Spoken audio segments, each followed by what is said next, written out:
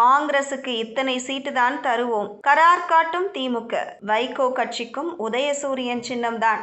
தொகுதி பங்கீடு பேச்சுவார்த்தை நடந்து வரும் நிலையில் திமுக கூட்டணியில் காங்கிரஸ் 30 தொகுதிகளுக்கு மேல் கேட்பதாக தகவல் வெளியாகியுள்ளது. கடந்த முறை 25 தொகுதிகளில் போட்டியிட்ட காங்கிரஸ் இம்முறை 30க்கும் மேல் வழங்க வலியுறுத்தி வருவதாக சொல்லப்படுகிறது. மாநிலங்களவை பதவி ஒன்று கேட்பதாக கூறப்படுகிறது. இதேபோல உள்ளாட்சி மேயர் பதவிகள் குறித்தும் திமுகவிடம் காங்கிரஸ் பேசி வருவதாக தகவல்கள் வெளியாகியுள்ளன. கடந்த தேர்தலை விட காங்கிரசுக்கு 2 அல்லது 3 தொகுதிகளை திமுக கூடுதலாக வழங்க வாய்ப்புள்ளது. சட்டமன்ற தேர்தல் மட்டுமின்றி மாநிலங்களவை தேர்தல், உள்ளாட்சி தேர்தல் பங்கீட்டையும் முடிக்க காங்கிரஸ் கட்சி கோரிக்கை வைத்துள்ளதாக தகவல் வெளியாகியுள்ளது. மதிமுகவுக்கு கடந்த சட்டமன்ற தேர்தலில் 6 தொகுதிகள் ஒதுக்கப்பட்டன. உதயசூரியன் சின்னத்தில் போட்டியிட்டு 4 இடங்களில் வெற்றி பெற்றது. தற்போது திமுக கூட்டணியில் தேமுதிக, கமலஹாசனின் மக்கள் நீதி மய்யம் ஆகிய கட்சிகள் புதிதாக ஐக்கியமாகி இருப்பதால் கூட்டணி கட்சிகளுக்கு கடந்த தேர்தலை விட தொகுதிகளின் எண்ணிக்கையை குறைத்து வழங்க திமுக திட்டமிட்டுள்ளது. எனவே மதிமுகவுக்கு 4 தொகுதிகள் வரை ஒதுக்கும் மனநிலையில் திமுக இருப்பதாக தெரிகிறது. மேலும் உதயசூரியன் சின்னத்தில் தான் போட்டியிட வேண்டும் என்ற நிர்பந்தமும்